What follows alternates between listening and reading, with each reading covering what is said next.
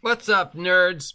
It's your boy, the OGGM. It's about 8 o'clock in the morning. It's the 21st day of September 2022. It's about 60 degrees and sunny here at Site B, and it is Wednesday, which means it's time to take a look at all the tabletop role-playing game product and toys and smoosh that might be available at your friendly local game store. But if I mention any product that you like and you want to run on over to your friendly local game store, call ahead and make sure they have it in stock. Because remember, the shipping thing is still a thing. So, yeah, it's always best to make sure. Not much this week, sadly. It's a slow week, which, I guess is understandable.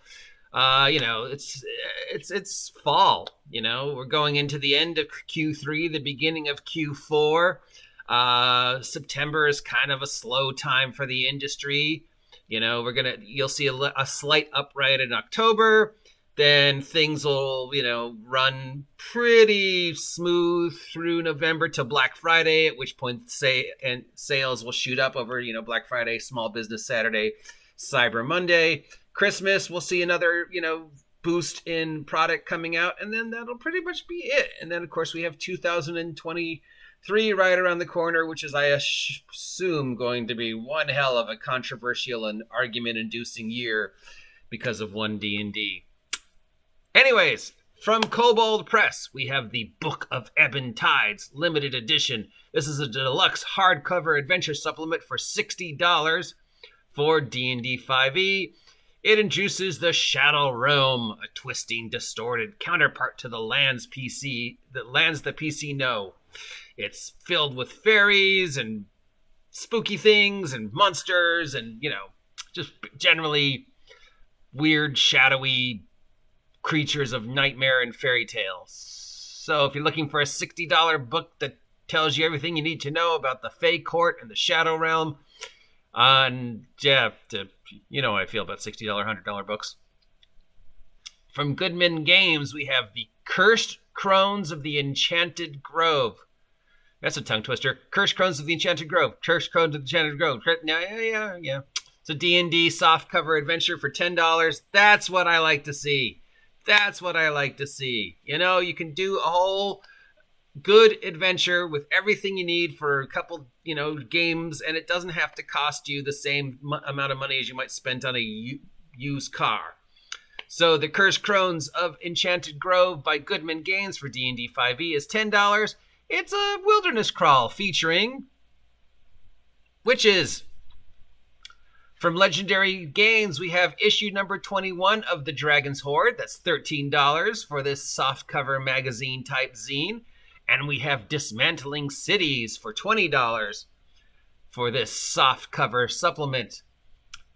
Dragon Hoard is, a magazine for 5e. It includes monsters, magic items, adventure ideas, tricks, traps, articles, all that kind of stuff. And Dismantling Cities is a GM handbook on how to run epic fights against sentient cities. 10 different sentient cities, from highly magical to utterly alien, ranging from adventures up to 24th level. Sentient cities? Is that a thing? What was that movie where they had the cities that were moving around on the ground, and London was a city, but it was like also a mobile tank. You know what I'm thinking of? I don't remember the name. I thought some of the images in the movie were pretty cool, even the movie was so. Sentient cities? Jack Hawksmoor from The Authority technically talks to cities and turned into a giant city once, but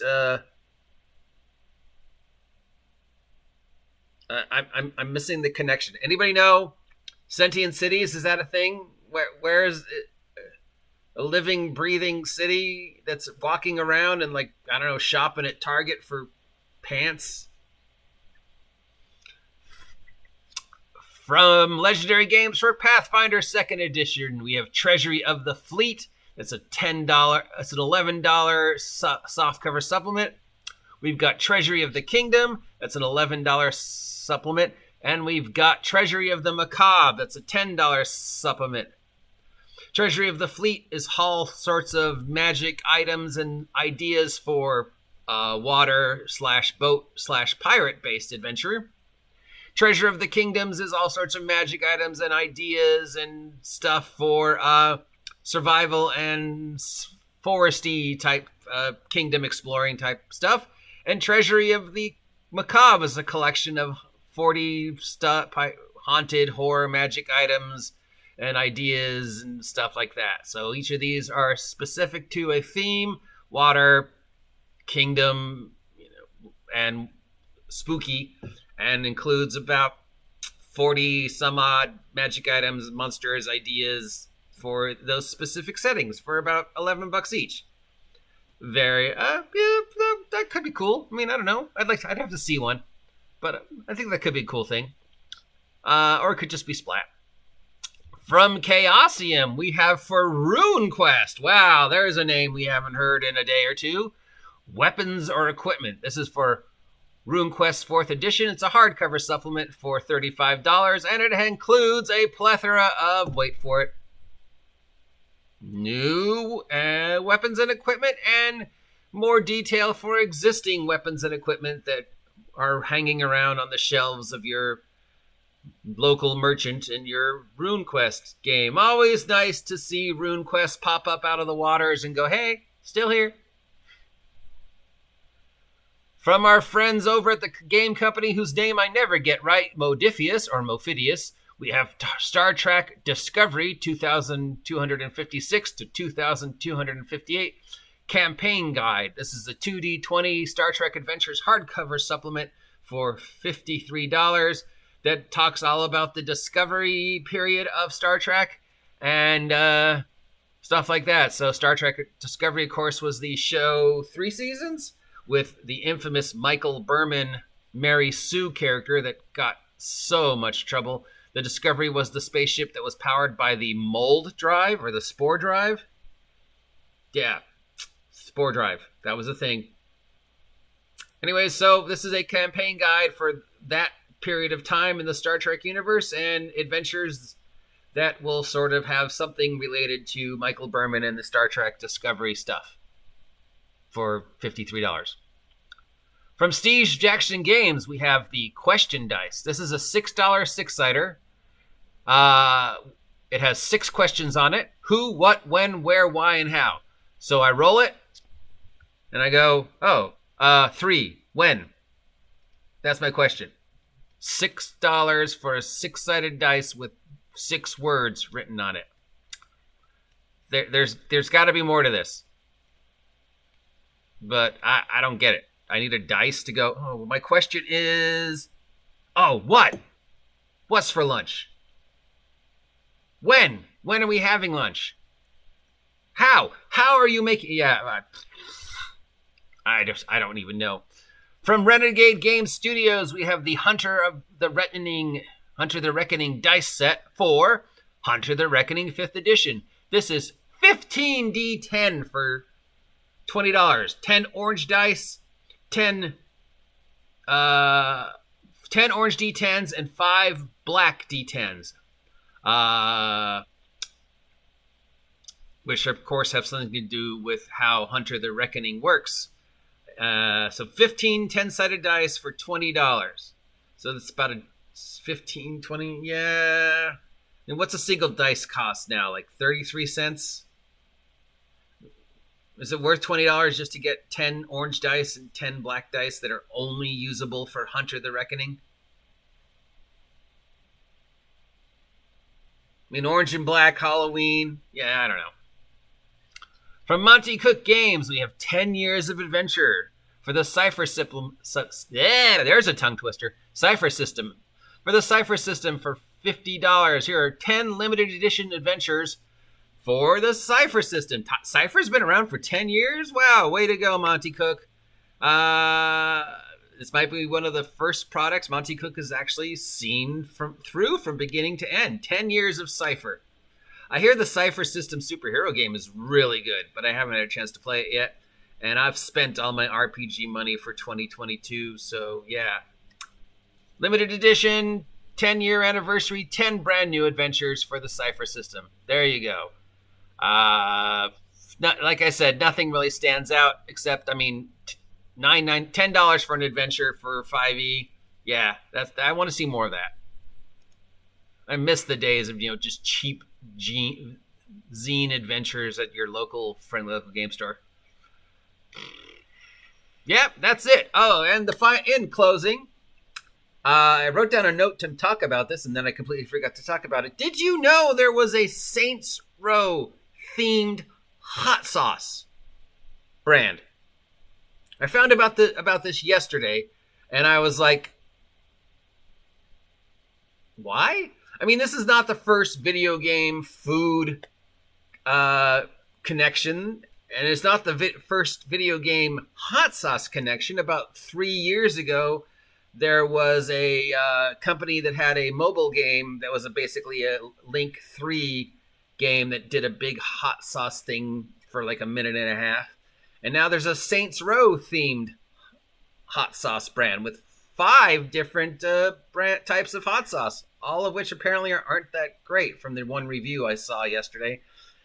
I've never played the Saints Row series, so I do not get the connection between hot sauce and Saints Row, other than Saints Row, of course, takes place in a modern day metropolis, and in a modern day metropolis, there's going to be cultures who use hot sauce.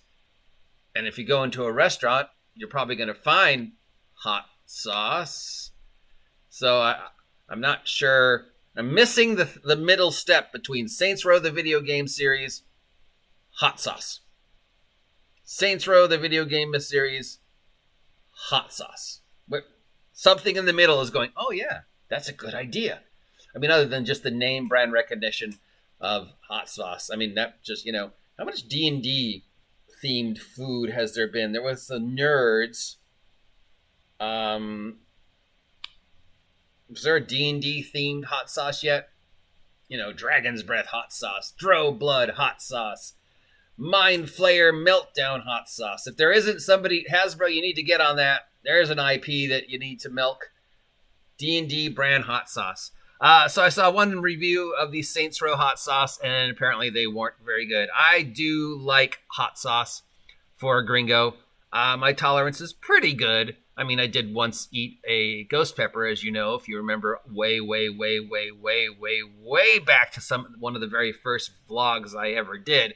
So yeah, for a white boy, I'd say my tolerance is pretty good. But I'm definitely more of the flavor hot sauce guy as opposed to just burn all consciousness out of me hot sauce guy. So if I'm going to have a hot sauce, I'm going to want that flavor experience as well as that burn. And yeah, apparently at least the one review I saw, they were not very good. And I don't see the connection. And that's just sort of how we can end things up on this vlog about tabletop role-playing game product by just sort of looking at the weird things you can do with IPs in regards to food. Yeah. Dragon's Breath hot sauce. Get on that, Hasbro. And then, yeah, well, give me my 1% for the idea. Till next time, I am the OG GM. If you appreciate this content, let me know. Again, if I mentioned anything that you want to see, like Saints Row hot sauce, call ahead to your friendly local game store and make sure they have it in stock.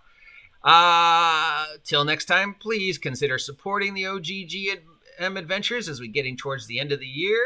I'd love to hit 1,000 subs before we bring 2022 to an end. Till next time, stay warm, stay safe, stay healthy, stay happy, and stay off my land, you damn kids.